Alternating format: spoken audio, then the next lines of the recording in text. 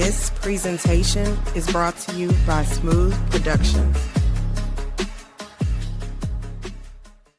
Welcome to another edition of your Wednesday Night Sports Delight Platform Sports Talk Show.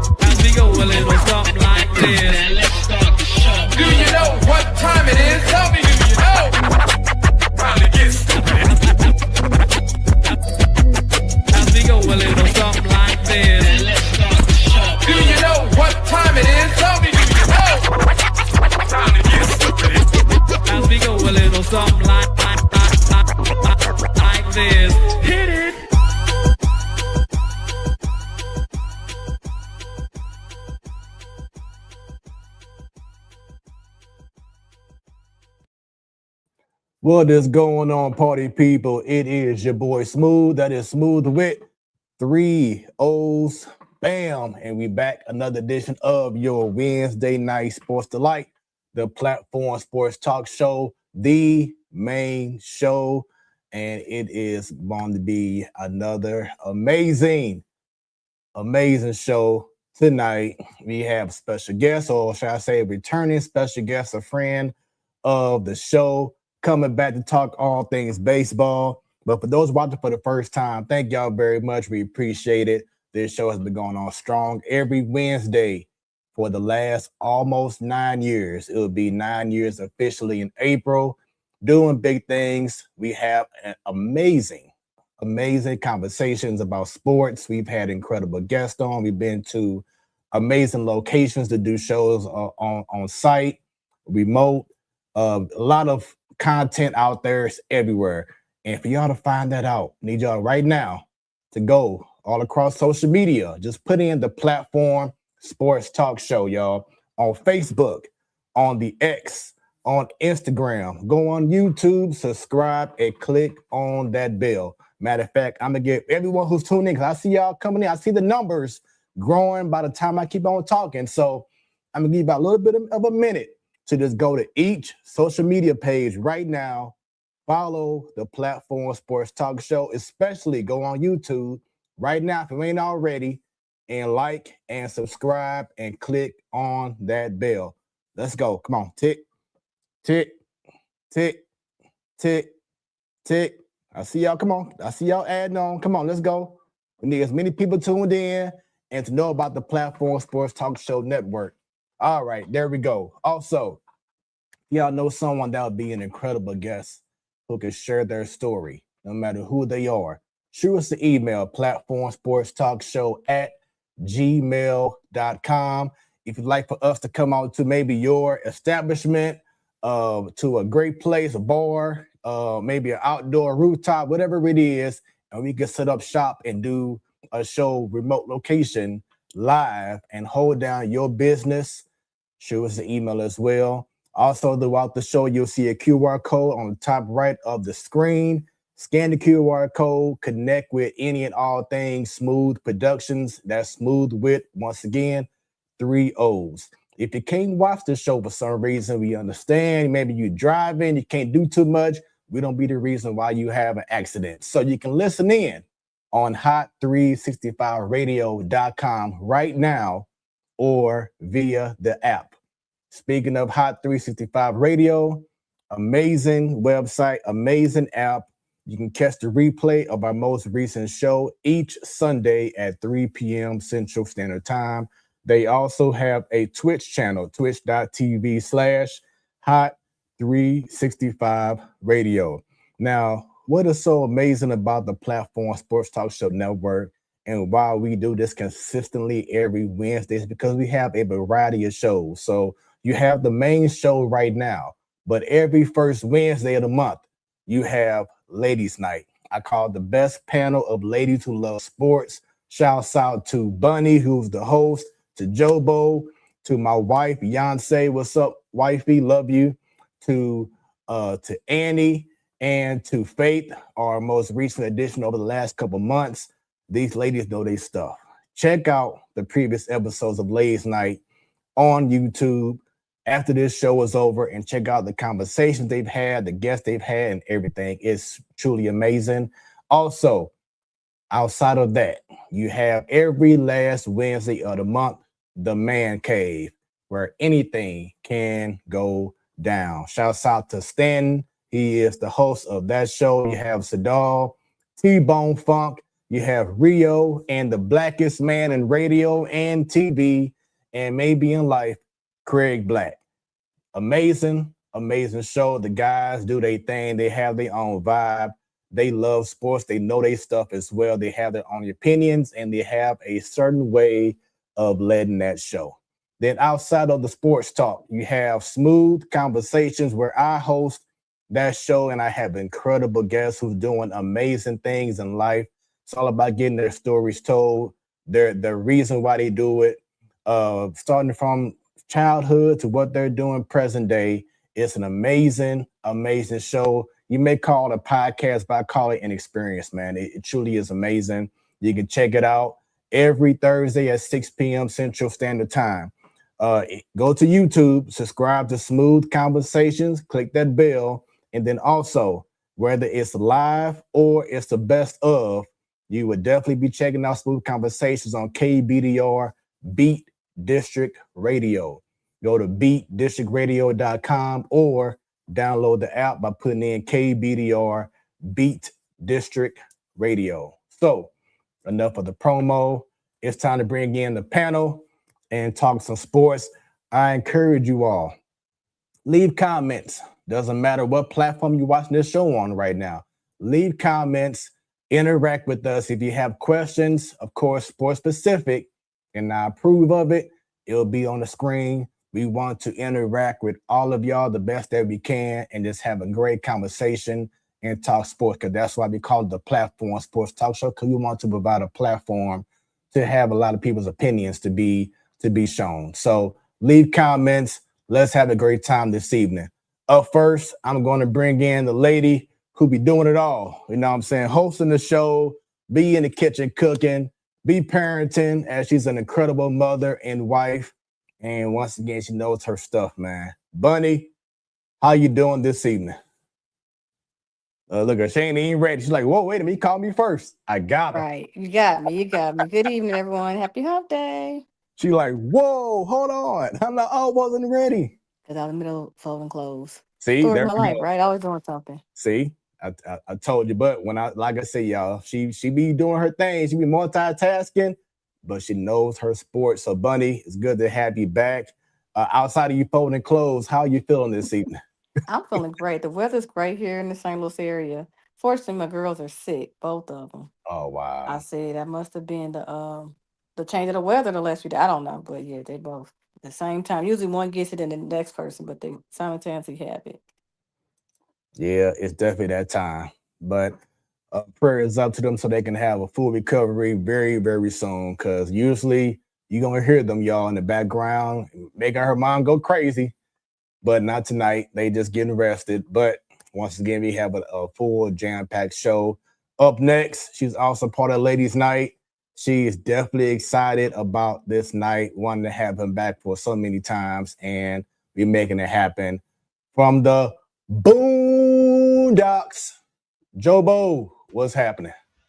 What's up? Happy Wednesday. You're correct. I think I literally just asked you last week if we could get our special guest on again soon.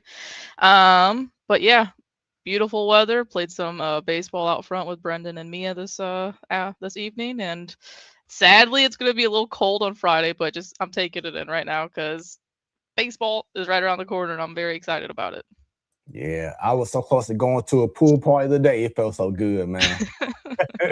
I'm like, let's go. I'm taking the shirt off. I'm going out somewhere, man. It feels too good outside. But Bunny, I'm smarter than that. You know what I'm saying? So I ain't making it happen. but the possibilities, as soon as you get that little break, you be like, oh man, here we go. It's a whole new world now. Let me get outside. But then reality kicks in, like Joe just said. Next couple of days, talking about possible rain and snow. I'm like, what? But that's St. Louis for you. Yeah, see, you didn't even know that. Yep. So that's the Midwest. But once again, everyone, tonight we have a friend of the show returning for the third time. This man here, what I love about him the most, man, is as much as he has a passion for it, as he talks about it, but he genuinely has a love for sports, and especially when it comes to them prospects, man. I believe he has he hasn't done it in a long time.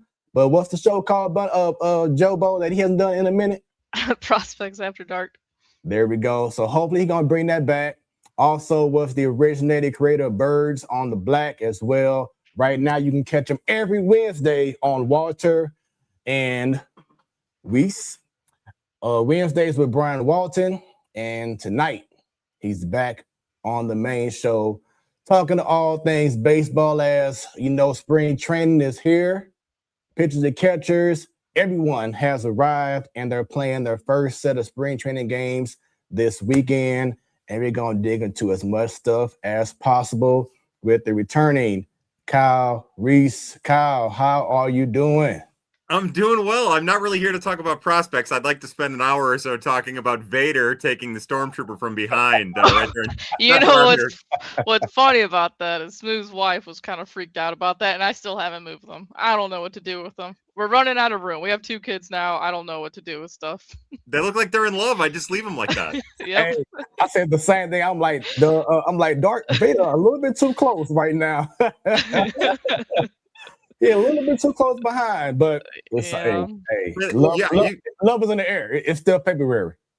Valentine's Day is still it's still within reach, and nerds like to get down too, and so do people dressed in full costume. I'm not speaking from experience. I'm not saying I am or I am not. I'm just saying that people are into things.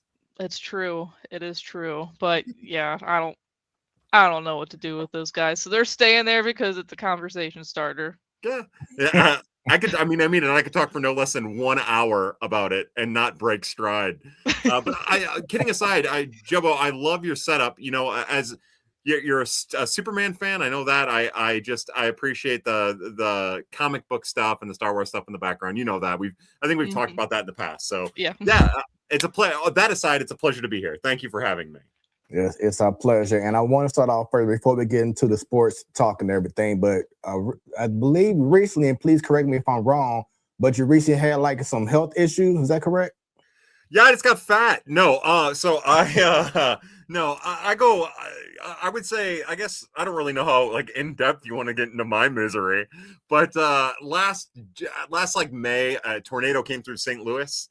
And it kind of ruined my apartment. And then my dad took a fall in June, and that kind of allowed me, through, I guess, tragedy. It's not tragedy, through circumstance, the ability to move to Central Illinois with my girlfriend and her son. So now I moved from St. Louis City to the Eastern Illinois, Charleston, Illinois area, EIU, and I kind of got off to a new start. My girlfriend and I, we've been together for a little over 7 years now. And it's been a kind of a whirlwind life change with how things have kind of gone down. And in the process, I guess shortly before then, I started doing the podcast with Brian Walton, Wednesdays with Walton and Reis. And now I'm officially like not a full-time, but at my discretion writer over at Brian's terrific site, the Cardinal Nation, where we've been doing our prospect countdown. And that, amongst other things, that's kind of where we're at right now. Like I said, I might have put on a few pounds over the winter time, and that's the worst kind of health that I'm in. So here we are drinking non-alcoholic beer, trying to cut calories, family. Yeah, I'm doing. I don't want to do too much branding because I ain't getting paid for it. But I got this sparkling ice going on right here, 0 sugar. And I found out about this, and once again, I ain't trying to promote other business because I ain't getting paid for it. But have you heard this spot called Ollie's, Joe? Ollie Pops.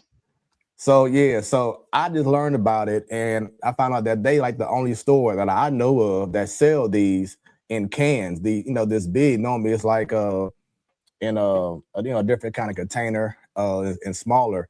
But like these joints here, I was like, oh, wait a minute, I like this. So like now almost every 2 weeks, I'm at the store getting strawberry, orange, fruit punch, racking them up for like the next couple weeks. So I'm good.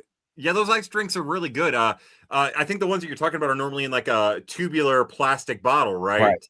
And man, Yeah. I love those. And also the energy drinks. I used to like the energy drinks a lot because they were like equivalent to a cup of coffee instead of like, a rock star or one of Mhm. one of those other ones that has like 3 times the cup Oh of coffee. man, rock stars and like last time I had a Red Bull, it got a little spooky there. I feel like my chest was. Those could get a little crazy, so I had to steer away from the Red Bulls because something's not right with those. Same here. That's why I like. Let's plug products, shall we? That's why we like the ice energy drink because it's just like a cup of coffee. It's just enough to like sustain you without grinding through a cup of coffee if that's your thing. Right. Yep. So that's our last time doing non-sports talk. Just want to get it out the way real quick. But now, once again, baseball season's here. And last week on the show, Kyle, one of our topics was in regards to, of course, the Cardinals. And I had a topic called, "Hey, Cardinals fans, cheer up. It's gonna be okay."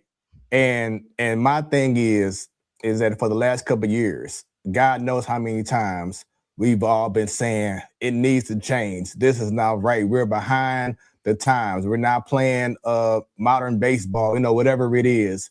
And now this past offseason with Hein Bloom as the president of baseball operations, he's already came in and changed the dynamic.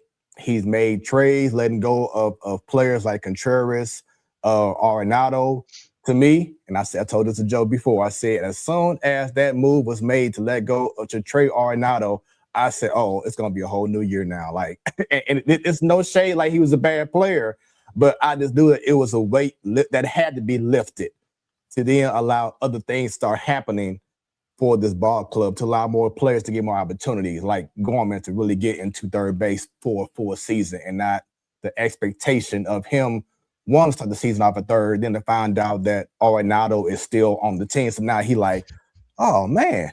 So now what can I do? Or how can I get the playing time? But I just feel like Hein Bloom has came in, and yes, it may be called a rebuild, or as they're saying it, the build. But just your thoughts right now in regards to your hypeness, if there is, about this change that Hein Bloom is bringing to the Cardinals.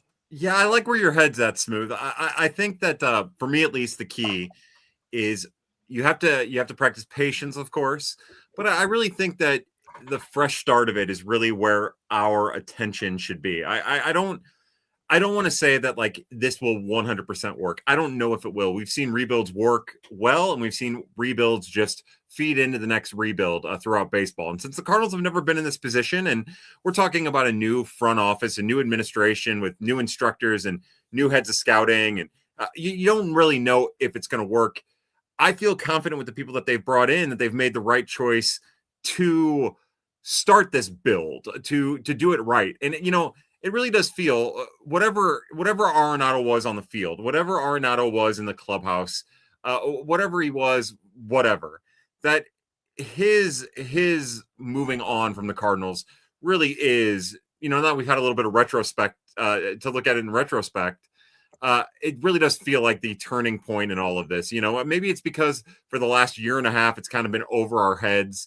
Will he get traded to the Astros? Will he get traded to the Red Sox? Will he get traded somewhere else? And then you go through all of 2025 with Nolan's roster spot over your head and what that means. And then he underperforms.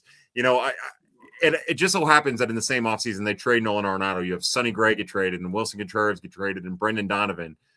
But it really is, from at least, I guess, an outside perspective, it really feels like it's his trade, his finding him off of the Cardinals roster that really does feel like the turning of a page in all this. So Yeah, look, I think that everybody should be optimistic. I think that there's going to be times throughout the next year or two in particular where it feels like they're grinding in place and maybe even taking some steps back, especially because the Major League Club might not be very good. It might be good, it might be fine, it might be okay. Who knows? But it might not be good, and there might be some really frustrating moments along the way.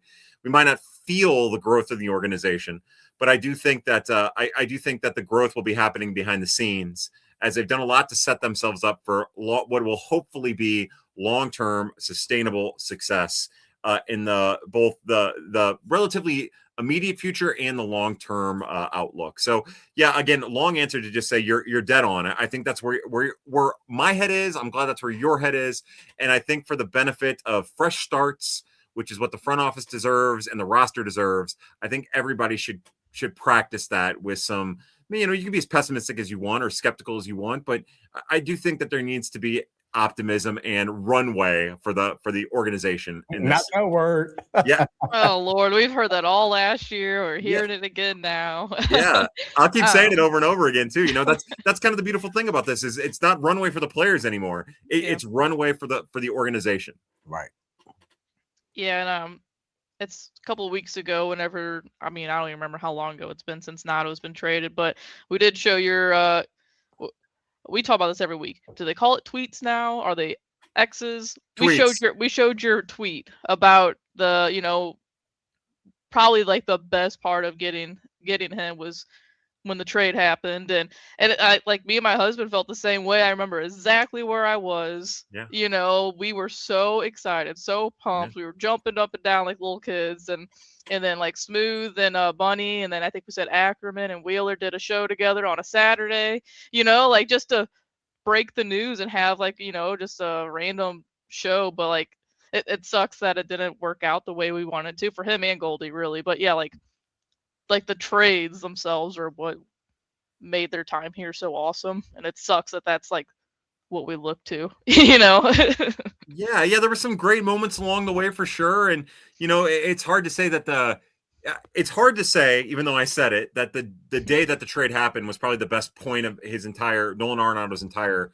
regime with the Cardinals, especially when he finished third in the MVP voting. But I think that moment really it enlivened the fan base and pontificators like myself, and it was just everything felt that was the last time everything felt optimistic. Leading into that, Mo was getting dragged for bad free agent signings and maybe not the best trades, and the Cardinals were missing. Marcell Ozuna had flamed out and was not the middle of the order bat that the Cardinals were hoping for. So you bring in Nolan Arenado, and he's everything that Cardinal fans have been clamoring for. And he performs kind of iffy that first year, but then is amazing in 2022. And it felt so like it was such a sense of relief when they made the trade. And they didn't. It seemed like they gave up a decent, like an okay amount at the time, but like they could have given up twice as much, and everybody would have been on board for that trade. And just that moment, like you said, Jobo, I remember where I was. I started. No, that was about the time when I guess Pad was really on fire. Prospects After Dark was really on fire, and I had made some connections here and there. And I started getting little tidbits like right before everybody else, like 5 minutes before everybody else. And like I could not believe it. I felt like I was being punked. And so that for it to happen and then to be able to go live and to share this moment of jubilation with, I think at that point we might have had 500 people in the room at one time. We probably had 20,000 views, if not more than that. To have that moment and to have everybody celebrating and no one questioning it and everybody looking forward, it was just such a beautiful moment to be a St. Louis Cardinal fan. And it was probably like a top moment in the last. I'm sad to say this, like 10 years maybe, which is it's crazy. And I'm thinking now that you were talking, it is mind blowing to me that the Rockies are so bad, but there's been Nolan that like we've always dreamt of getting Nato, and then there's other guys on their team like Tulo. I remember there was a trade deadline one time that we thought we were going to get Tulo, and fans were freaking out on. And then Cargo was that guy. We're like, this guy would look beautiful in a freaking Cardinals jersey, and obviously it never happened. And And now you got Chase Davis that kind of looks like Cargo a little bit, but Right. it's so funny that like, why do we keep going to the Rockies for people that we want on our team? Yeah, and why can't it work out? Well, I guess it worked out pretty well here. I mean, I was going to say Matt Holliday, but they acquired Holliday from the A's, so that doesn't count. We see these guys to take a step somewhere else. Like Nolan Arenado needed to be traded to the A's for 4 months, be terrible, and then the Cardinals could have acquired him, and that would have been better. No, Yeah. I really don't know. You're right. That'll be the next fun thing. Like, who are going to be the trade partners with the St. Louis Cardinals? We point to the Boston Red Sox because of Heim's connection, and that they've already made 6 or 7 or 8. I mean, it feels like every trade they made, minus Brendan Donovan, has been with the Red Sox, and Tampa Bay was involved in that trade, and that's where Heim Bloom comes from. But it'll be interesting to see who this regime's Cleveland Indians are, because remember, for a while the Cardinals were always trading with the Cleveland Indians. I'm anxious to see how that evolves through time as well. So I brought this up last week as well, but in regards to Heim Bloom, from what I've been seeing, and especially with the move that he's been making recently, he's given off that confidence and aura. Remember back in the day when Dave Duncan and La Russa would be like, I want that pitcher. And he wasn't maybe as successful in a different city, but as soon as it came to St. Louis, they had that kind of like, you know what? I believe we can fix him. I believe we can fix that person.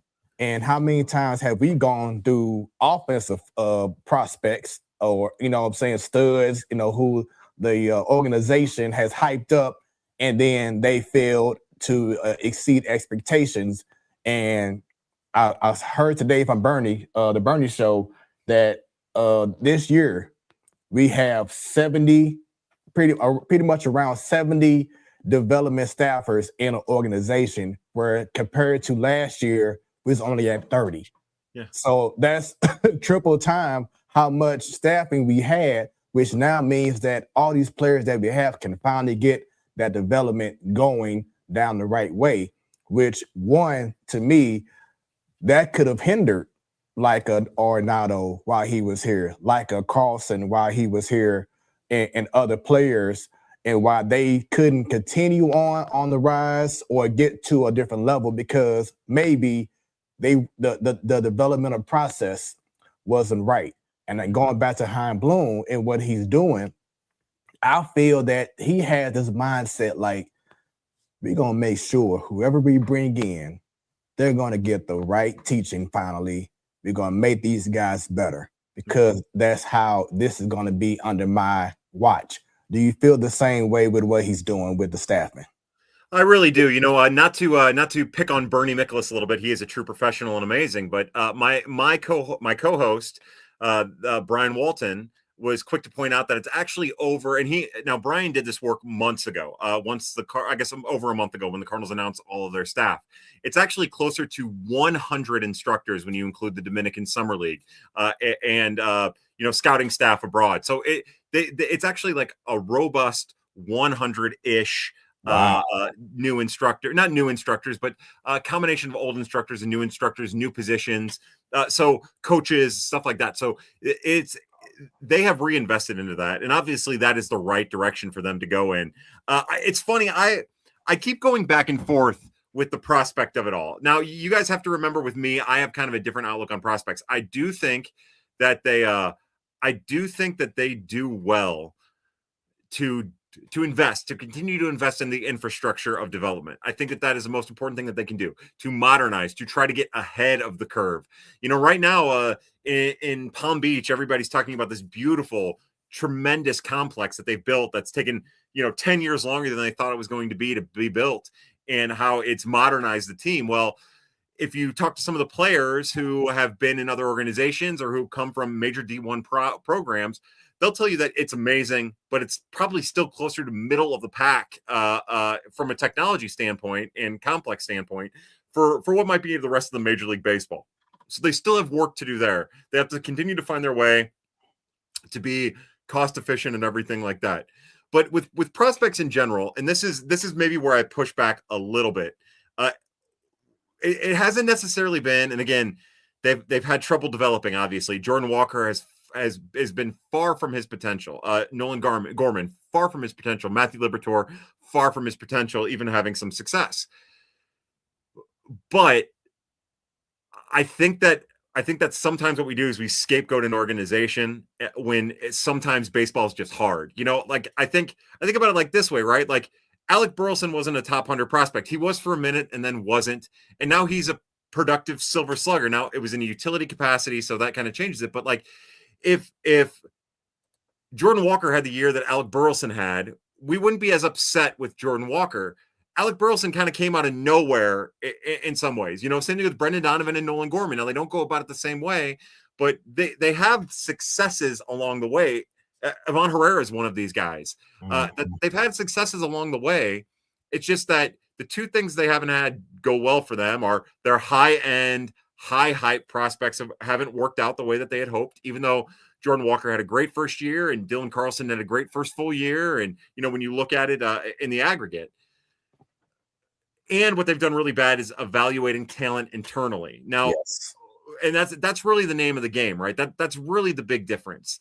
And I think that we started to see that change last year when Gary LaRocque retired, and the scouting staff started taking on more of responsibility in that role. And the Cardinals, under John Mozeliak, with the help of Chaim Bloom, started questioning, and this dates back to a couple years ago, but started questioning how they were internally evaluating prospects and what they were internally putting weight on. So to see all those things change, I think that's just important. But I will say that I think sometimes we're not being fair talking about prospects not developing. And I'll be as critical of the Cardinals development staff prior to 2025 as anybody. I think Gary LaRocque and his crew, Tim Levesque, the former pitching coordinator, I think they could not have been any further behind Major League Baseball without any urgency to catch up. They were so sure that their way was working, and they fed that to the front office, John Mozeliak, and they ate it with the ladle. They thought for sure that they had their market deficiencies figured out, and it didn't work. And luckily that has changed, and now we are on the correct path. It's just if they can keep up or like pace the rest of the pack along the way. So sorry for the long answer. I just think development is a weird thing, and people are people, and sometimes we think that players are just players. Players are machines, as Tony La Russa say, man, not machine. And really, it's just like, it's really hard to play baseball. Some people make it, some don't. Yeah. And I was listening, I guess it was at Salter and Rivers today, and they were kind of saying the whole conversation started with, is it Zach Kent? Is that who it is that we picked up? Okay. So the whole conversation started off that, and someone texted and being like, "You're seriously, it's a slow sports day if you're over here talking about a guy that no one else wanted." But they were talking about how, like, will this year potentially expose Mozeliak? They didn't really want to say the word expose, but along those lines, and it kind of like what you were saying there, a lot of it, everyone pointed, and that's what I say on the show all the time. They kind of point to Mozeliak right away. They think he's the bad guy, but I don't know. I don't see it that way. Yeah, like, a lot of good memories in his however long he was here. I think the organization as a whole has just always been behind. At one point, we were what people looked at as, that's what you should do. And then at some point, they just fell behind and they thought they were too good and they just didn't catch up. Yeah, and I would imagine that there was such an emphasis too on the financials of everything. I don't think that you could continue to run. Now, we as fans think they can, but I think the actual reality is the Cardinals were never going to be able to continue to run a payroll where they were running a payroll while at the same time rebuilding their farm system from the ground up. I just, whatever we think of it, the truth is their reality is that they weren't going to be able to. So you have to keep that in mind when you evaluate what John Mozeliak has done for the last X amount of years, because he was under a different mandate. Now you're right. Maybe he could have 5 years ago gone back and said, you know what, we're falling behind. We need to refocus. And at that point, you trade off players. You don't sign Wilson. You don't sign Sonny. You stop giving up the second round draft pick because you're signing those guys. And you try this 4 years earlier. As a matter of fact, part of John Mozeliak becoming the president of baseball operations and making Michael Gersh the general manager was so that the Cardinals could, like, I remember after they made that decision at a blogger day, we asked John Mozeliak about it, and he said part of the reason that I wanted to take on this new role is I wanted to get us back to being at the forefront of everything. And then COVID happened, and he felt like he had to be in charge of that because, you know, whatever it is in retrospect, it was a pandemic, and he felt like he needed to be in charge of that, and he could just never give up the reins after that. So, you know, and it's another thing. Like, I think sometimes we say, oh, they were so committed to their model, and they were, and it hurt them. And that's, you know, I think when we think back on the John Mozeliak era, I think some of the anger and hostility towards him will wash away. I think we'll have a little bit more positive of a feel about what he did. Maybe give him some of the credit he deserves that now we give to Walt Jocketty for setting him up, and also for how he put himself kind of in front of the firing squad for Chaim Bloom, so Chaim Bloom could take this next step. But really, what ends up killing the Cardinals is the thing that I appreciate the most in humans, and that if I were running a business, I would fall under the same knife, is loyalty. It just being loyal to his people, being loyal to the people within the organization, you know, not looking outside of the organization, not putting a little bit more pressure on people like Gary LaRocque to be cutting edge. Like that loyalty, the friendship that comes with that loyalty, that's really, and of course, COVID and the finances of the television deal and all of that kind of rope in to putting the Cardinals in the position they were really after and during the 2023 season. And then I guess, again, to keep on ranting, the 2023 season is also a fairly interesting thing to go back and think of because they just come off of the 2022 season, the playoffs, and, you know, they had Arenado and they had Goldschmidt coming off of MVP seasons. And no one could have expected that those two would be pretty trashy for that season. And no one could have expected that, you know, Nolan Gorman was going to take a step back. And, you know, all of these players weren't going to play well. Like, you could have assumed that maybe they might fall back to 500, maybe some of their luck in August, but it didn't happen. And they just kept getting worse and worse and worse as the year went on. And that changed. Like, I remember thinking in entering 2023 that could be a springboard year for long-term success. And it just could not have been any worse. So again, I know the question was about Mo and the comment was about Mo, but I think that all of these things kind of lead up to where we are. And I think it's important to have that context when you're going through it. But you're right. Yeah, 2023 was out of left field. Like, I don't know. I still try to think about it today, and I don't understand. You know, but was that the year that we just signed all the old pitchers, or was that 24? 24. Yeah. Okay. So, but we needed pitching in 23 and we didn't do anything, but yeah. And I've been saying this, Joe would tell you, but I said this. I said that because that was the year after Pujols and Molina retired. They didn't have leadership. They, to me, Goldie and Arenado just couldn't handle the pressure of being the guy or the guys. And it caught up to them. And because you think about it, they had their best season the year Pujols was on the team. And Pujols, you know how he is. He comes in like he can be 55 years old and still have the mindset of, I am still that dude.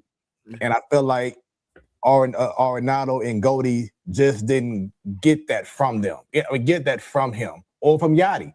I just feel like they're incredible players, but they weren't the guys that could propel the team to go to the top as we all thought they should have, especially after we traded for one and signed another one in free agency. You know, or no, I'm sorry, wasn't Goldsmith traded to the Cardinals too?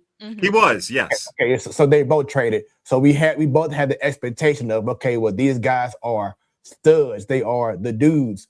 But just from my eyes, I feel like they just never lived up to that level. They were here, like, you know, of course, one was MVP and one was third in MVP. But in regards to being that guy, like I always say, everyone just hop on my back. I'll carry y'all for as long as I can. I just feel like we never got that moment from both of them without that year of Pujols.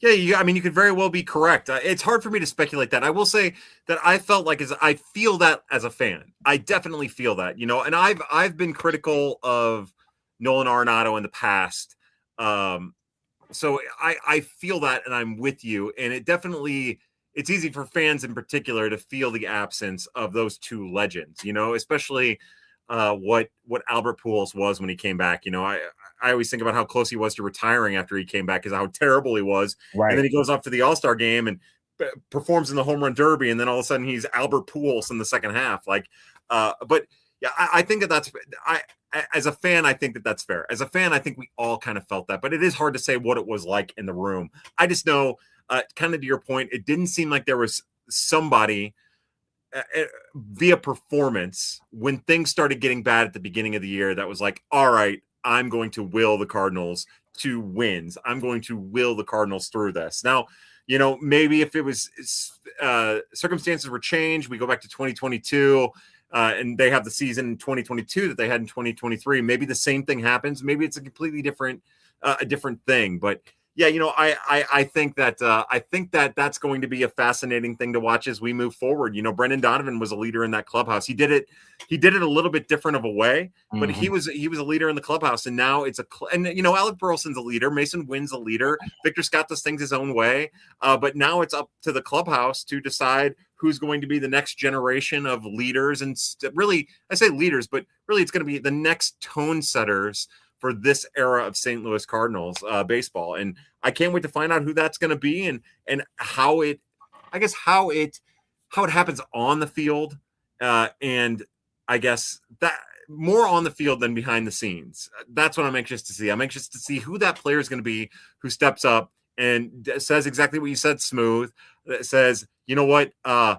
Sure, we're going to be 500, or we're going to win 76 games, but instead of winning 66 games, we're going to win 76, and I'm going to put you guys on my backs for those 10. So that's a fascinating thing about this year and the coming years to me.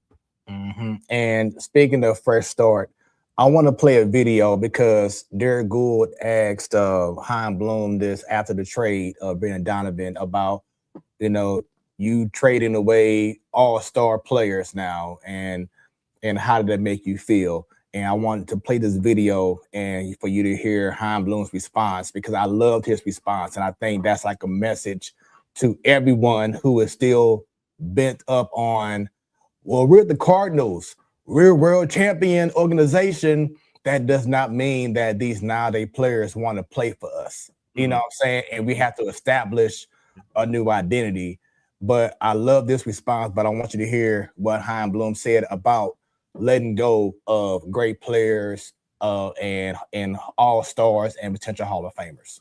To have somebody who has been an all-star so that we can say we have it, if it's not really pushing us toward our long-term goals, if it's not really giving us a chance to celebrate year in, year out, giving us chances at hanging more banners, I don't think we should be pursuing that at the expense of the goal to win. And I think at the end of the day, people can decide what they think it symbolizes, but I know our fans want us to win. And so we need to be focused on that first and foremost. And that video was courtesy of STL Sports Central. Shouts out to them. But yeah, so your thoughts, because to me, this sounds like, well, we wasn't winning with these guys these last couple of years. So why are we getting bent out of shape? Because we're letting them go. We're trying to move on. But your thoughts on that? I couldn't agree more with what he's saying. I've got this long-standing thing. I guess as an analyst, again, it's hard for me because I feel like half the time I'm an analyst and half the time I'm a fan. And right now, when I'm on with you, I'm not interested in being a fan. I'm interested in being an analyst. When I'm at home and I'm watching a game with my girlfriend and we're snuggling with our pupper, and I enjoy those fan moments. When I'm at a game, I enjoy those fan moments. But as an analyst, I have no room in me for pageantry. I don't care about pageantry. That's why, again, getting back to Albert Pujols, I didn't care if Albert Pujols was there in 2022. I'm glad he had the second half he had, but there was a really good chance that he was going to be what he was in the first half all year. But it didn't happen that way, and it worked out. I don't care about Hall of Famers. I don't. I really don't. I think the other whole thing is the Hall of Fame is, oh boy, I'm getting fired up. Now I'm getting fired up. I'm right there with you on the Hall of Fame because, I don't even remember what show it was on, but All-Star game players. Like, Yes. don't get me wrong, baseball to this day has the best All-Star festivities, I think, in all sports. But for an example, Mizrowski last year should not have been an All-Star, and Hall of Fame voters look at that stuff. Yeah. And that's my little rant to pause your rant. I'm glad that you put in, because look, I'm about ready to go on. Had you not stopped me, I was going to spend the next 45 minutes talking about the Gold Glove and the Silver Slugger and the Hall of Fame and the All-Star game and all of that stuff. And I'm so, Jobo, that's such a great point. In 20 years, when some of these guys are up for the Hall of Fame, they're going to look and they're going to say, Jacob Mizrowski went to 3 All-Star games. Well, he went to 1 that he shouldn't have gone to, and he went through 2 other ones. And, God bless him for those 2 that he went to, but they also don't matter at all. Like, he was 4 other guys bowed out, and they put him in. And then 3 years later, 2 other guys bowed out, and they put him in. His career will probably be better than that. But, like, we lose that perspective along the lines. But again, he's now going to throw a no against us this year because we're talking trash. Yeah, he'll never let up another run against the St. Louis Cardinals ever. But like, so that I love where his head's at, and honestly, he sounds like me when I get on my rants. I hate all of that. If you stay focused on that, you lose the objective. You lose the thread. I'm constantly talking about the thread these days, and you lose the thread. You lose the idea. You lose the goal. So I'm really happy to hear him say that, because I feel like all we've heard out of the DeWitts is, well, we've had this All-Star on our team. We've had a Hall of Famer on the team since we took ownership. And it's a fun thing to have. Like, it's a cool thing, I'm sure, as an owner to be able to say. And it does draw fans in here and there, the allure of Nolan Arenado or Paul Goldschmidt. But the problem is neither of those guys were good enough to bring fans to the stadium. Sure, maybe a family would bring one of their kids who might be a Nolan Arenado fan, and that does count. But like, en masse, like, no one cared about it. We were too busy foaming at the mouth about how bad those 2 ended up becoming. And I think all of those things. Over the years, the Cardinals, again, partially because of player development that has since changed. It was, all right, how do we find our market efficiency? Well, let's target left-handed hitters. Okay, let's target left-handed starters. Okay, sure, there's more capable right-handers, but we're going to try to find what gives us an edge. And that haunts them. If you stay focused on a certain thing, if you just go looking for a certain thing, you're going to get yourself killed unless you're so far ahead of the curve that no one else is looking for it. And in that case, you can kind of exploit the weakness. But you only get yourself in trouble when you hang your head on pageantry. Yeah, it might sustain you for a little bit, but people see through that. They'll see through it, even in today's overpopulated social media landscape. Yep, it is so true. So I do have a question in regards to now with who we have on the team, and I want to give this opportunity for you to kind of fill in the blank, but if this player does this, the Cardinals can have a surprisingly great season. Well, I think that's kind of where they're at right now. Okay, so I'm going to take a cop-out answer, and I'll give you one player in particular. But like, I think that this is when you're at this stage of a quote-unquote build, I don't think you can have just one player step up, right? Like, if Nolan Gorman hits 260 with a 360 on base percentage and 35 home runs, well, maybe the Cardinals win 72 games instead of 70, 73 games instead of 70. I think what they need is a whole collective effort of these of players taking steps forward. Whether that be Matthew Liberatore or Michael McGreevy, what they need to find, or Jordan Walker or Nolan Gorman or Mason Wynn or Victor Scott. I think that they need to collectively, and what the Cardinals have done from the front office aspect has built so that they can get this, but everybody needs to level up. That's the only way that this is going to work. I think my default answer, if I'm deciding to pick a person, I think in some ways Dustin May, if he can be what the pitcher that he was projected as the prospect, I think that could have huge ramifications. I don't necessarily think that that's going to happen, but I think it could have huge ramifications. Are you saying that because, say, he has a great year, flip him at the deadline? Or are you saying it because of that? Yeah, I think in a more practical sense, yes, absolutely. If he has a big year flipping at the deadline, but I think if we're just talking about like how do we make the 2026 St. Louis Cardinals as good as possible?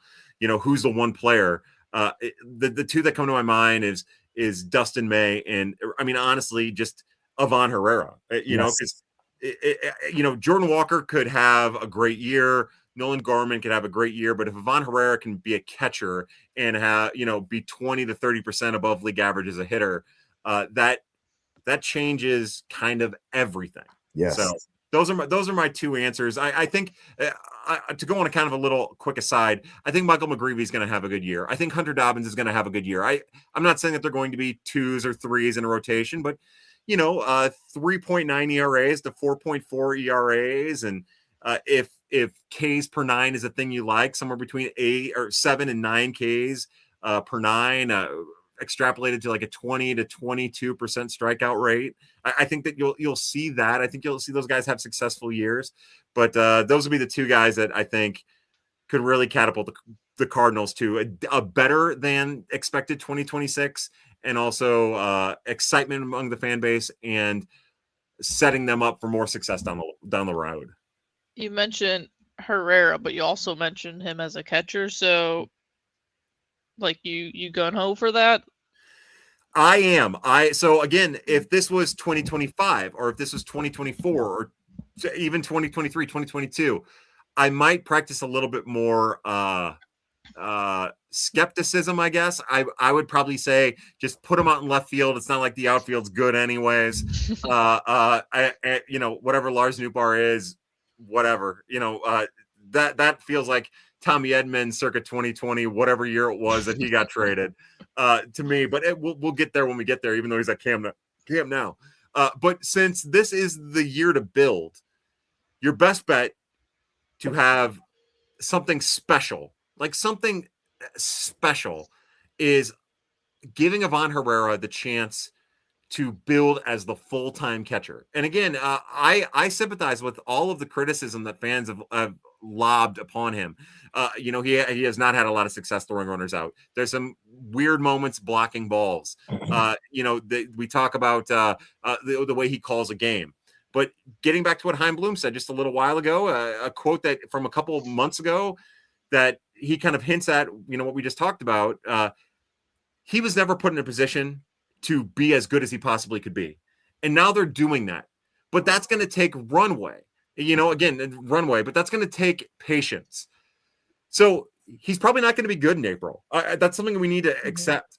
He's probably not going to be good in May either, but as long as he's making small incremental progresses throughout the year, then really when we get to August, that's when you evaluate the year he's had. And the only way you're going to be able to evaluate the year he's had as a catcher is if you let him catch.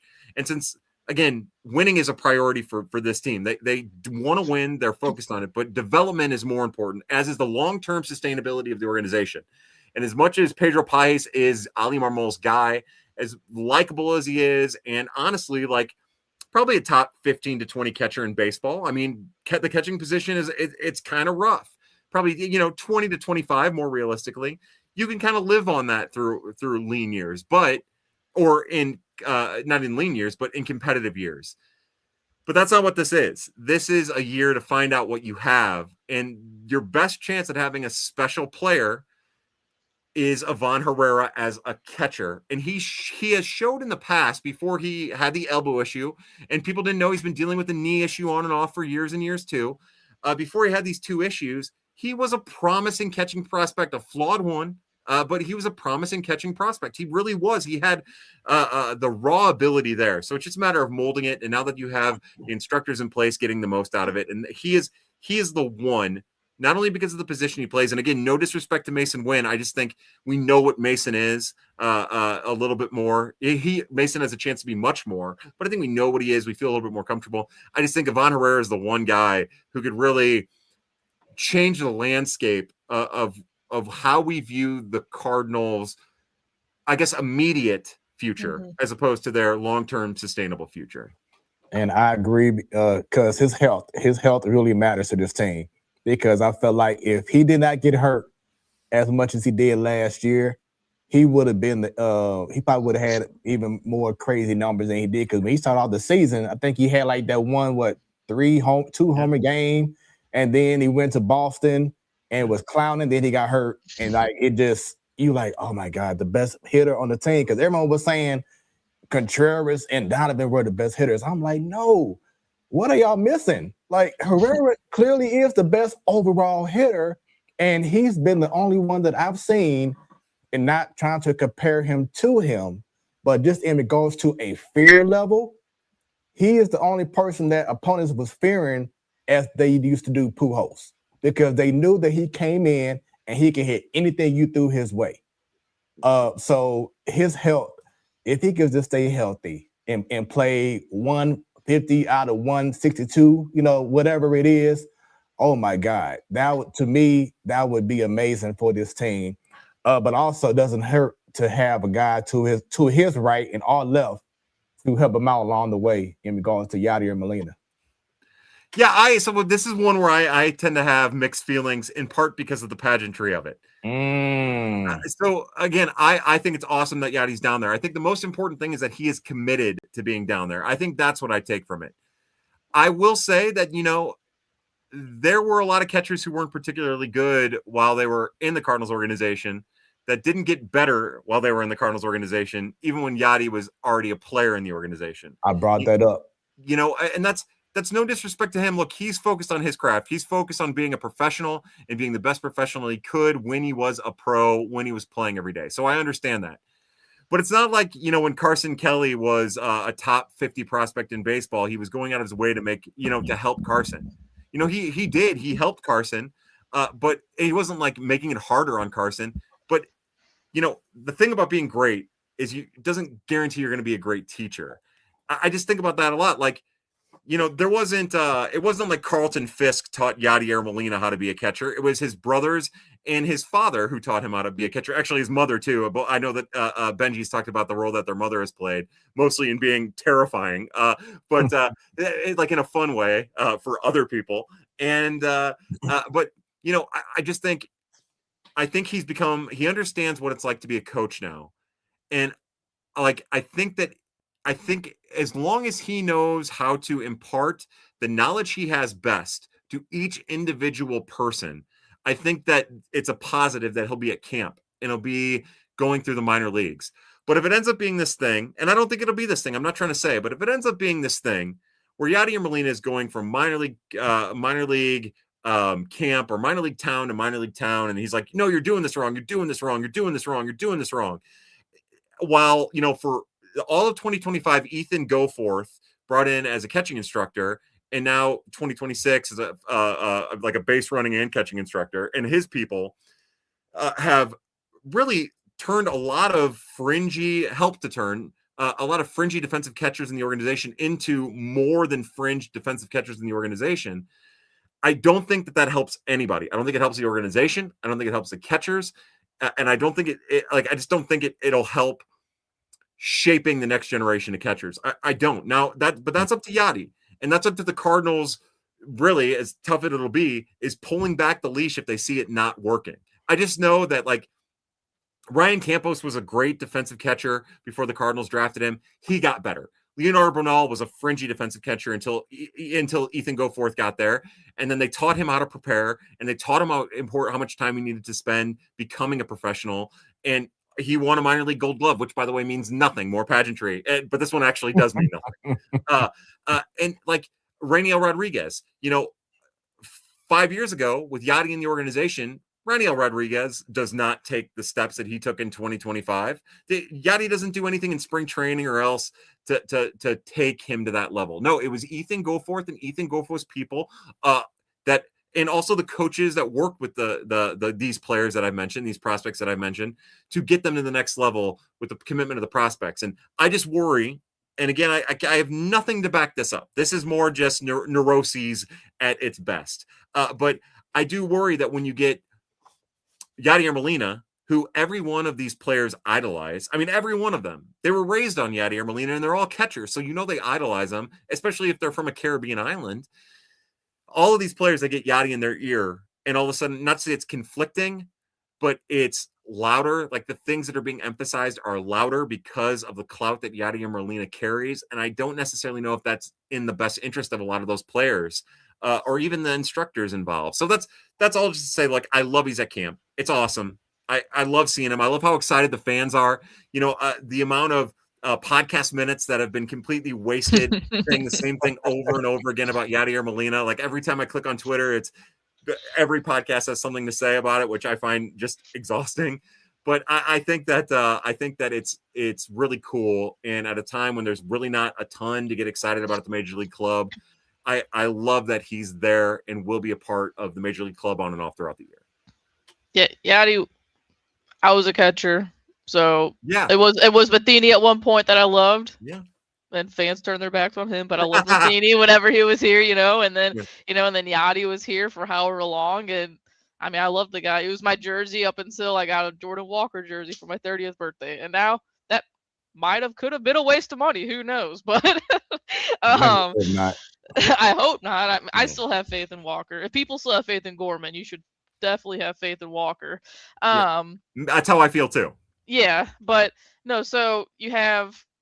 I'm kind of just excited. We're seeing Yachty down there. The possibility of maybe David Freese coming around, and then you have Ozzy and Okendo. Like it brings back memories of, all the legends that have recently, passed in the last 10 years. Like it's nice to just see legends, and that's and then people talk about how that's something that's been missed down at spring training a lot. So that's what I really like about it. But on the catcher side, since we're talking about it right now, is I know last year I was saying like 101, they were like going off like, oh, Herrera's not a catcher, he shouldn't be here, yada yada yada.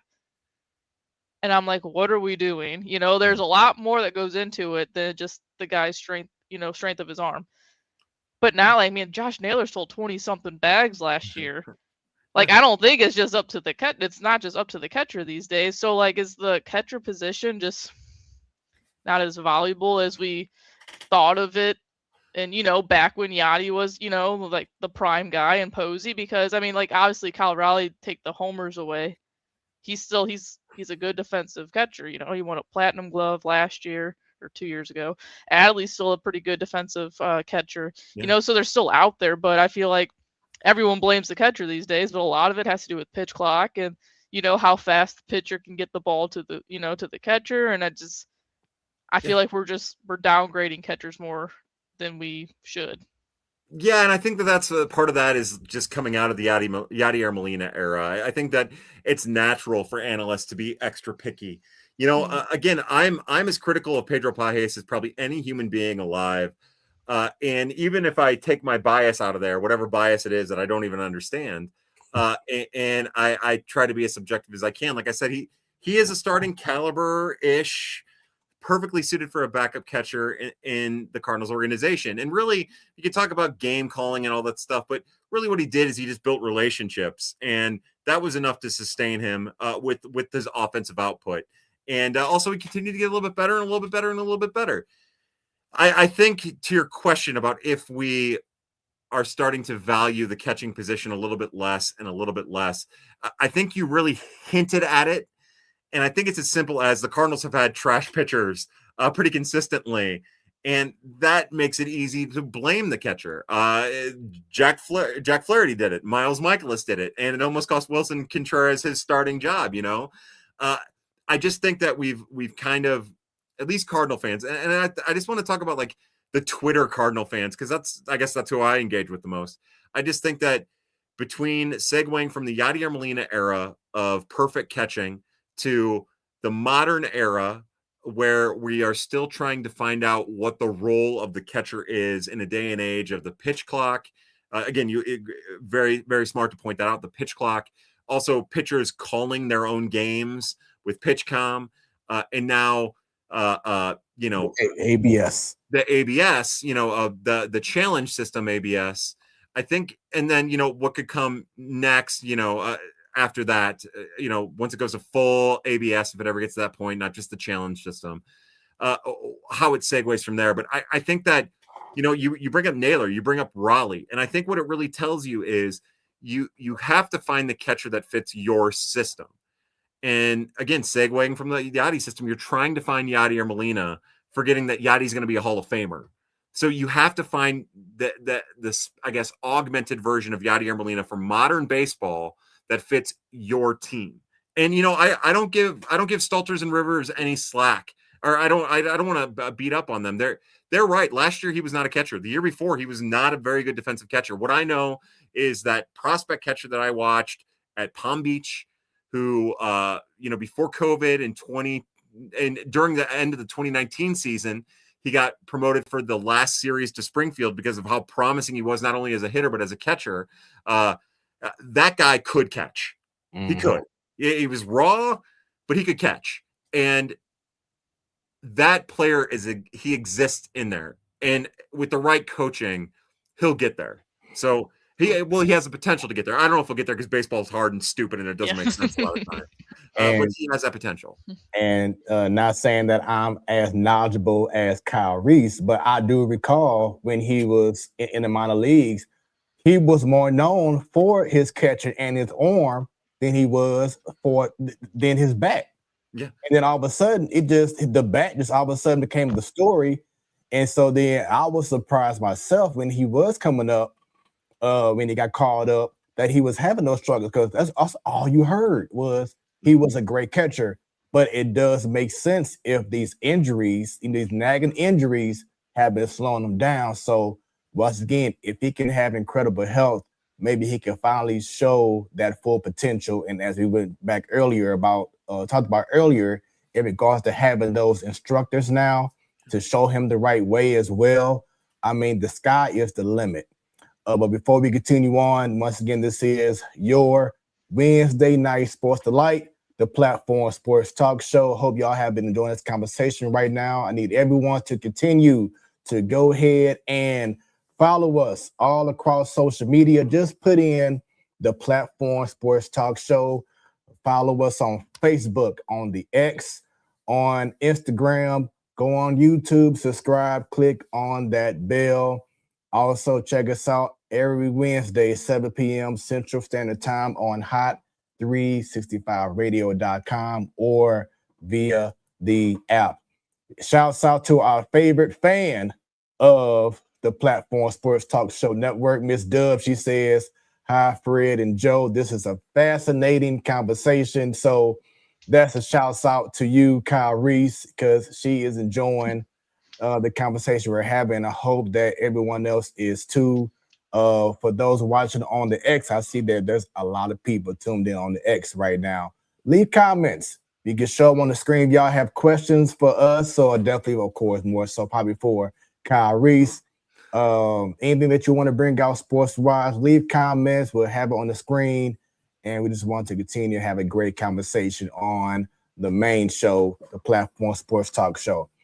So going back, you was talking about certain players, but the Barnalls, seeing Cesar was it Prieto, even Sajasi, you know what I'm saying, finally getting the opportunity. Does it look to for the Cardinal fan that the future is now looking bright in regards to what we have with these young guys on the come up? Yeah, I think anybody.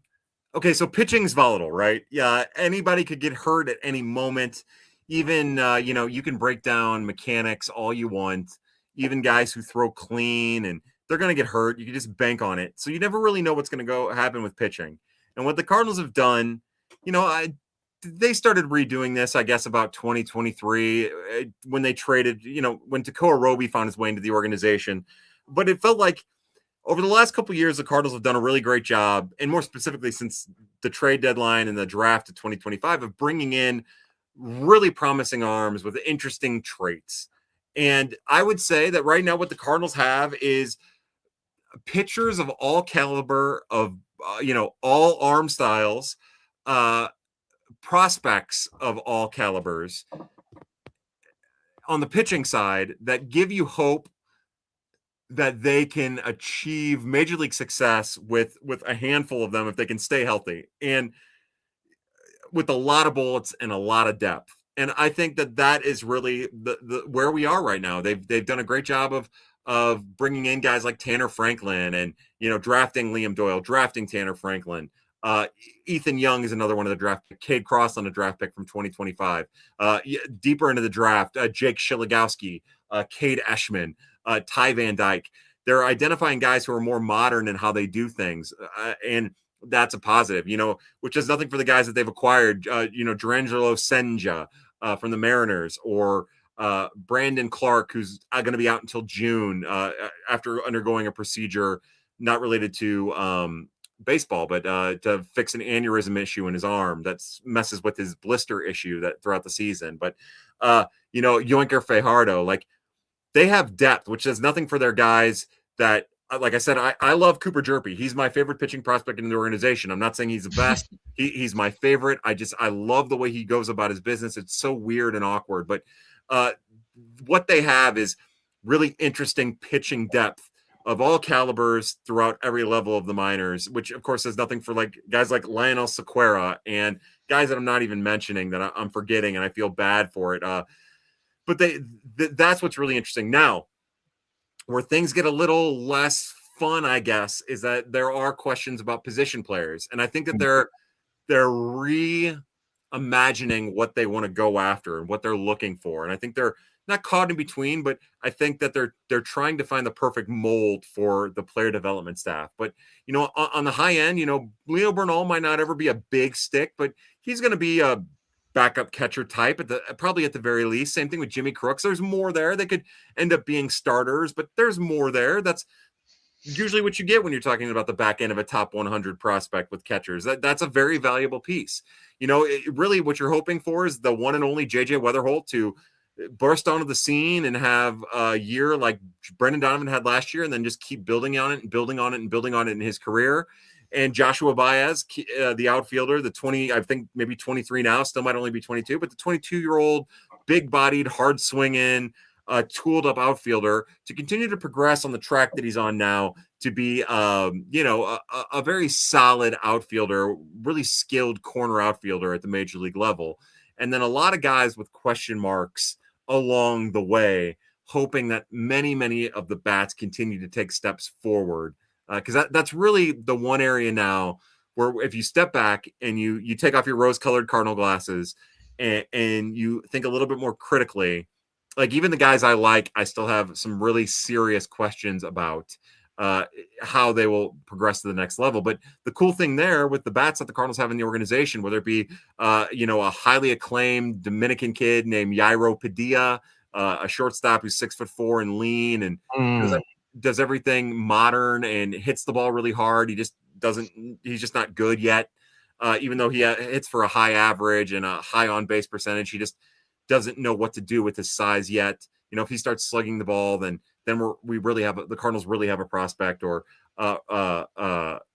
Ryan Mitchell, their 55th overall pick in the 2025 draft.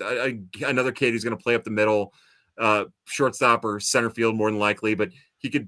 They're giving him reps in the infield all around, second and third, and they're going to find the best fit for him. He's really interesting, a teenage kid. Both of these guys are 18 years old. So they have 18-year-olds, they have 20-year-olds, they have 22-year-olds, they have guys at the cusp that are really interesting and dynamic just in their own ways that maybe lack a lot of the excitement and certainty that guys like JJ Weatherholt have, or the big tools that Josh Baez has, and some guys that they've acquired in like Colton Ledbetter, Ty Pete, Jesus Baez, that just have a lot to work on to get to that point where we're talking about them as something that could actualize at the major league level. It's so funny, as I feel like a couple of years ago, say we traded for a Ty Pete, and a lot of people have been comparing him to like a Nolan Gorman type. That's what a lot of people were saying on social media. I put it in our chat. Everyone says it's another Nolan Gorman. Here we go. Like years past, if that happened, I'm like super negative about it because I'm like, all these other organizations know better than we do. But now I'm kind of like a little optimistic about someone who's compared to Nolan Gorman. Again, not that it's going to be a good, like he's going to come here and he's going to be amazing. But I don't know, I'm a little more optimistic about it. And I do, like, you look at our prospects now, it is kind of crazy to look at, and it's like a lot of the guys, like our top prospects, come from other organizations, and Yeah. yeah, I mean, I don't know, that stuff's exciting to me. Maybe it's because me and my husband have been in a fantasy league for like 6 years now, Yes. and we had to draft prospects every year, so I know a lot about prospects. But I don't know, it's a little more exciting. Like Brandon Clark, for some reason, excites me. Yeah. You know, Yeah. And yeah, and like you said, with the changes in player development and some of the growth we've already seen, it makes you even more excited. I'm glad you brought up what you brought up, because it also gives me a chance, again, as we talk about context and perspective, to be reminded that you might not see the immediate returns on these players the Cardinals have acquired, whether it be the draft or in trades, until midway through the season, maybe by the end of the season, maybe at the start of the 2027 season. We talk about Ty Pete. They're going to have to do some rebuilding there. It's going to take him some time. He's not going to have the 2025 Joshua Baez turnaround. If it happens, it'll happen in 2027, and you'll just have little growth points in 2026 that Baez had in 2024. That or I guess that Baez had in 2024. So the year before their breakout, the little growth points that led to the breakout. It'll take time. You will have to be a little bit more patient with these guys as they find their way into the organization and the organization molds them. But like, I think about somebody like Juan Bin Cho, an outfielder that who played at Peoria for like 3 straight seasons now. You bring the new player development staff in, you work with them and work with them and work with them. And for the first 2 months of the season, he looks as bad as he's ever looked. As bad as he did the prior year. And then that third month of the season, you can see the wheels start to churn, and then he's a productive, back to realizing some of his promise in the second half. So I would suspect that, like, again, as we talk about patience, it's not just going to be with the major league club. It's going to be with all of the prospects as well that are brand new to the organization specifically. And Miss Dub, our favorite fan, asked a question: are pitching and hitting of equal importance to the club's success, or is one more important than the other? I mean, that is the question, right? And for me, I think what we've learned, as I've just in this whole, a couple of minutes ago, I was being very critical of how bad the Cardinals pitching has been over the years. I think what I feel like I've learned over the years is the Cardinals are at their best, not only from a draft and development standpoint, but just from a assured success standpoint with when they have pitching depth, cheap pitching depth at that. So I think if you're talking about which one has more importance to a club's success, having top end, major league capable depth is probably more important for pitching than it is for hitting. Now, this is where it gets fun. Is it probably equally as important? But one thing we've learned because of how easy it is to get hurt as a pitcher, that really you're more sure with hitting prospects. So it just depends on how you are wanting to leverage the assets you have. And that's really where the Cardinals have struggled over the last couple of years. They just don't leverage the assets that they have to maximize the major league club in some capacity. So again, I think the question is a fascinating question. It is an age-old question, but when you talk about sports in general, the 3 things that always stand out are fundamentals. Whoever plays the fundamentals the best ends up winning. Whoever plays defense the best ends up winning. And then in baseball, pitching wins championships. Especially high-end pitching. So that's why for me, pitching has more importance, and having potentially high-end pitching depth is of the utmost importance, because also in baseball, pitching is a currency, whereas hitting is not the same currency unless you're hitting home run after home run after home run with other carrying stats along the lines and tools and trades. I'm anxious to get your guys' thoughts. What do you think here? Am I off base in my assumption?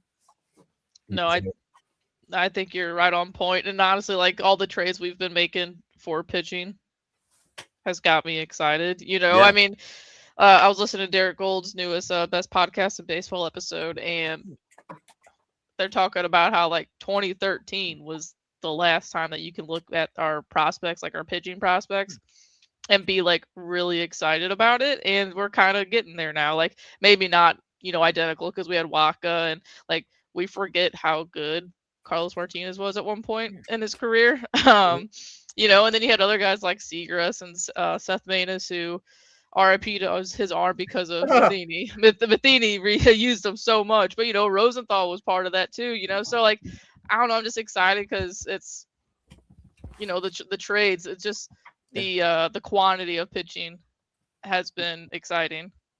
Yeah, and I mean, Smoooth. You talked about it. One of the things the Cardinals did under Dave Duncan and Tony La Russa is they found their guys and they maximized those guys, and a lot of that was keeping the ball on the ground. And like what more could you look for? Like the Cardinals, and I think maybe with you guys last year or maybe even 2 years ago, we talked about this. The Cardinals needed to find they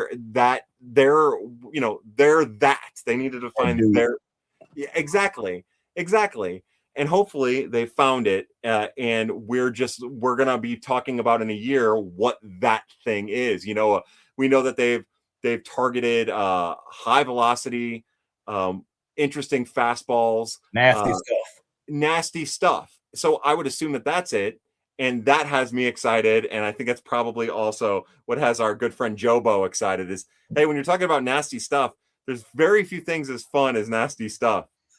I mean, what's funny though, because Jamie's probably like, so I said stud one time on the show, and she asked him like, what is a stud? So I'm like, you got to understand, nasty is good. Filthy is good when you're talking about pitching, really, but no, I'm like, this makes me think like the Detroit Tigers, they may not score a single run in the postseason, but they're you feel pretty confident because they have such a good rotation. And now, guys, I know Kyle, I don't know if you remember, because from our last two shows, I am an Astros fan as well. Yeah, of course. Framber Valdez, he's Carlos Martinez-esque, as when it comes between the ears. But he's going to be in a rotation with freaking Tarek Skubal, and Flaherty and Verlander and Casey Mize.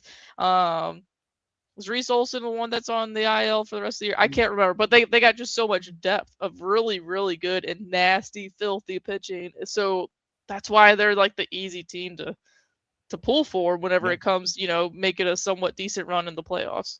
Yeah, I mean, look, the Cardinals don't beat the Phillies if Chris Carpenter doesn't pitch the way that Chris Carpenter does in 2011. They had, Wainwright was hurt that year, but that's the difference. It's funny because then you talk about the next two series, which were just pitching nightmares. Chris Carpenter aside, it was Jaime Garcia and Jake Westbrook and guys who could not get more than like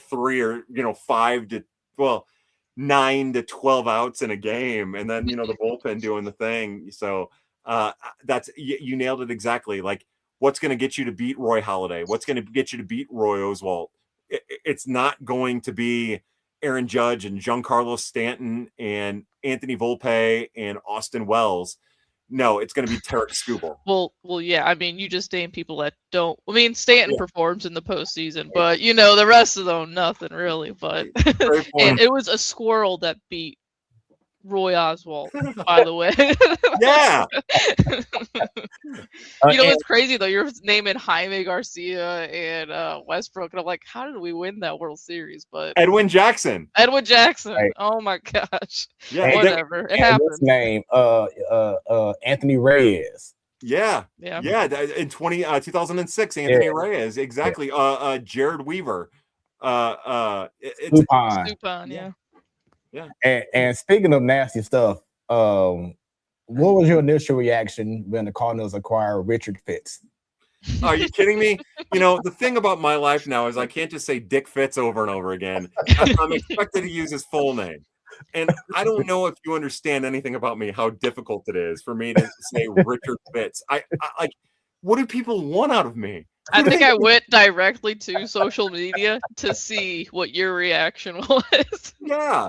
It was BS that I couldn't just go Dick Fitz and Dick Fitz and Dick Fitz and Dick Fitz and Dick Fitz. Brian's like, all right, you can say it once. All right. Be an adult. And I was like, all right, I won't say it at all. And then I accidentally said it on KMOX and I was like, oh man, I tried to correct myself right away. But no, Lord. I look, the interesting thing about both Dick Fitz and Hunter Dobbins is they have interesting stuff and they have mid 90s velocity. And sure, their fastballs or sinkers are less than ideal from a movement characteristic standpoint and also from a results standpoint, but they're also kind of interesting guys. Like I like that they're taking a flyer on those guys. What I know is having major league experience is not something that a lot of people have. It's not a thing that a lot of prospects will ever have, and it's not a thing that a lot of even like top 200, 100 to 200 prospects will ever have. So to see guys have a little bit of major league success come into the Cardinals organization, name aside, like they got a guy named Yoinker and they got a guy named Dick Fitz. Yeah, what more could you want this offseason? I think I said on this show before, the Cardinals just always find their way of having the most crazy names in the organization. They will never fail at that. I think they're always number one when it comes to the names. Yeah. Even like draft pick Jake Sheligowski. Like no one knows who that guy is. I can't find video of him to save my life. All I know is scouts tell me that you're gonna love this guy, and his last name's Sheligowski. What the heck is that even? Like, give me the weirdos. Give me the weirdos. Let's embrace the weirdos. So to shift from the players, this person here is probably, now that Mo is gone, this person is probably the most criticized figure in the organization, and that's Ali Marmol. Yeah. Do you feel that now that he has a fully the youngest team, I believe, in all of Major League Baseball at this moment, do you feel that now this is going to be considered like his finest hour? Because now he's able to really get the kind of squad where he can instill certain things and bring these guys up along with Heimblum. Do you feel like this could be Marmol's finest hour as a manager? I think the toughest thing about that is, if you're a manager, your finest hour is when you're winning the most. Right. And I think that's how the fan base probably views it too. So, when you're talking about player development, when you're talking about minor league player development is the emphasis. Winning is important. And if you can win while developing, then that's awesome. That's what you're hoping for. You're hoping to cultivate and hoping to build, but there's just no guarantee that it's going to happen. So I think that's where he's really going to struggle is there again, and anything could happen. Anything could happen, but they're probably not going to win a lot. And I think that's going to really hurt any perception that anybody has about what his finest hour might be, especially when development is about a timeline. It's not about a moment in time. So I think really that's where where it's going to be really interesting with him, in my opinion. I think the other interesting question is, does he deserve an extension?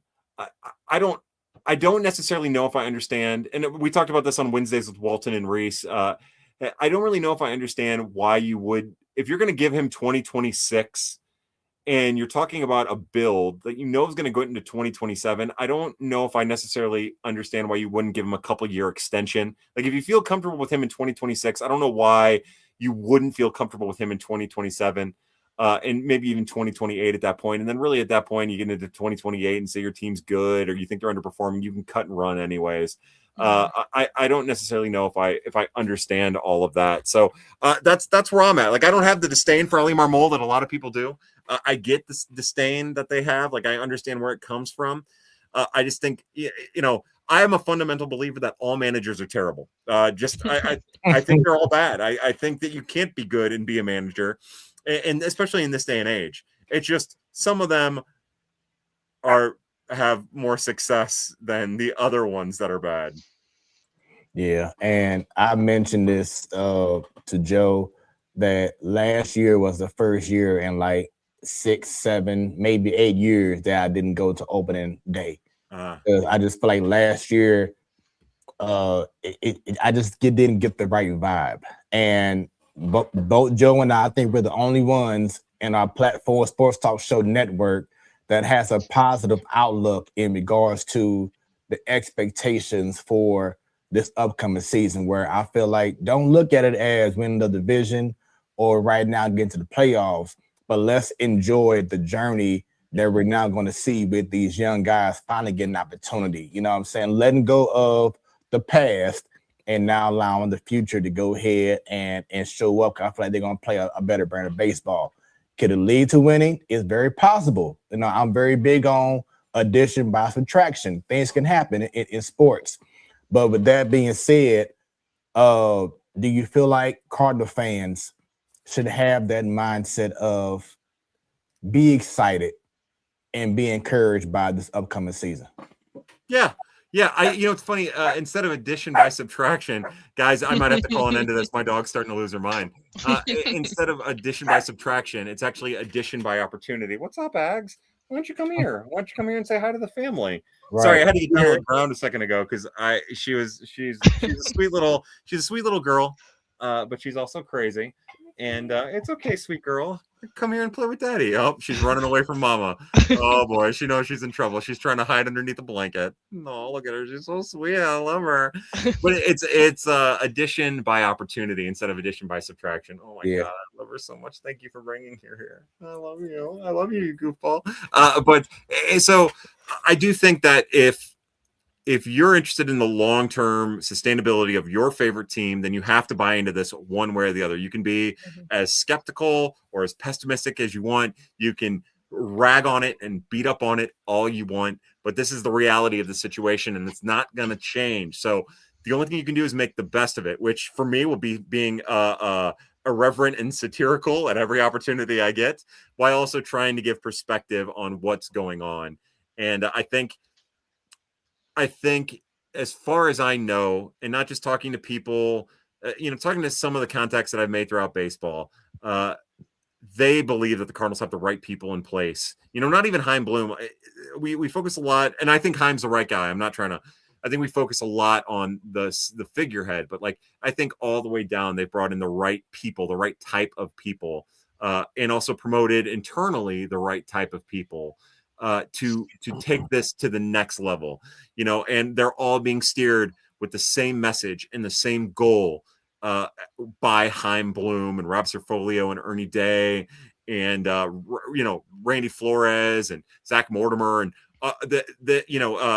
Moises Rodriguez, and they're all plowing in the same direction with the same purpose, trying to make time for everybody, and I think that's really important. You know what, though, before you do have to dip, my husband had one other question. Yeah. And, just because the draft class this year, it's, people are saying it's pretty deep. So what's one name only one, if you can, what's one name that really intrigues you and you hope that the Cardinals can get? It's really tough right now. I don't even think that I'm there right now. I spent a good time this weekend watching a little bit of as much college baseball as I could. Mm-hmm. There's a lot of names that stood out. I'm not there. I'm not there at all yet. I think about it this way, right? I remember when I first started thinking about Liam Doyle last year, I was talking to somebody who works for a third-party provider scouting service. They're not from, but something similar to Baseball America. And it was right as Liam Doyle was like, oh, wait, this guy's at a velocity. His fastball's interesting. And this gentleman was like, he might find his way into the first round. And I was like, oh, no, he's going to be a top 15 pick. I know how these things go. But he's like, I don't know about that. Let's wait and see how it goes. And it worked out that way. There's another prospect on the opposite end of that from a couple years ago, a lefty out of Vanderbilt, whose name I can't remember right now, who everybody had as a top 10, top 5, maybe even a potential 1-1 pick. That I think he lasted until the third round. And I have not seen enough of any of these guys. And I know the hype surrounding all of them. And I know that hype in the industry is fueled by scouts, talking to the scouting services. But I have not seen enough of anybody in uneven matchups to feel one way or the other, especially with guys getting healthy or not. So let your husband know that if I can get 2 or 3 more weeks, I'll start, let's get into what they always say in college baseball is, let's get into conference play. That's a month away, so we're not going to get there. But I'm not as familiar. I'm not as schooled on the prep class as I would like to be. I know that it's a deep pitching prep class, and I think that that's the thing to take away from the draft, especially as the Cardinals have a large bonus pool and a lot of picks, is that they're going to be able to manipulate their draft pool to get a prep pitcher if that's who they want. And I think that's important. But I hate committing to it. Like Dylan Flora is a name that's popular. There's a chance he goes 1-1 and he does everything amazing. But I'm not there yet. I'm just not there yet. You heard it here first, guys. Kyle's got to join us again in like a month. Yes. Let's do it. You just let me know. I'm on anytime, guys. Thank you. I'm honored to be a part of it.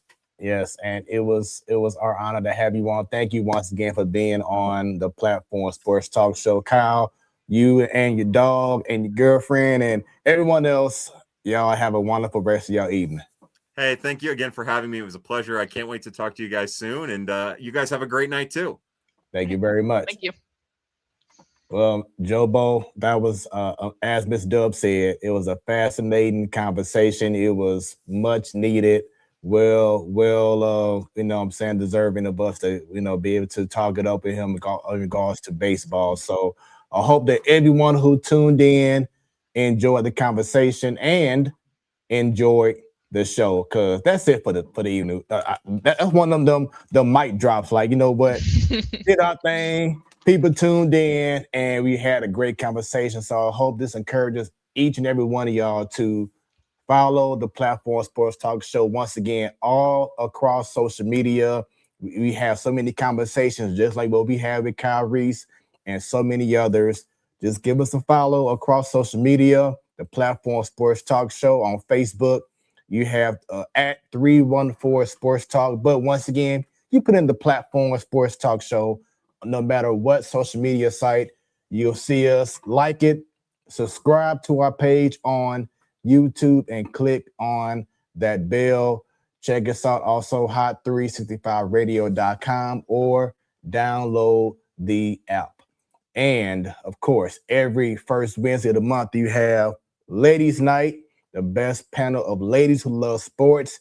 Check out their previous shows as well. They've had amazing guests. These ladies know their sports. Then every last Wednesday, which means next week, you have the Man Cave, where anything, and I do mean anything, can go down. Check it out every last Wednesday of the month. The Platform Sports Talk Show, we do our thing. You know what I'm saying? 9 years coming up in April. Miss Dub says that she'll have to watch the replay for the first part, because yes, you were missing. I'm like, where Miss Dub at? Where are our greetings? I thought you were trying to pull a prank on me again. But no, I'm done doing that. Okay. All right. Yeah, Miss Dope, watch it. It was a good show. Good show. Yes. So thank you very much, Joe, for always just being so dependable. Bunny, she was on earlier, but due to her kids not feeling too well, she had to go ahead and log off. But once again, we hope that you all have enjoyed this edition of the main show, the Platform Sports Talk Show Network. With that being said, y'all have a great rest of your evening. Enjoy the weather, because it's gonna get a little bit cooler. Maybe not freezing. We pray that it doesn't. But enjoy what we have right now. And once again, scan the QR code. Check out smoothproductions.com. Smooth with 3 O's. Or scan the QR code and follow. Check out everything that Smoooth Productions has to offer, from DJing services, photography, drone services. Need some merch done. I got y'all. Let's make it happen. Doing big things. With that being said, we out. We out. Right. We out. Ba-da-da-da-da.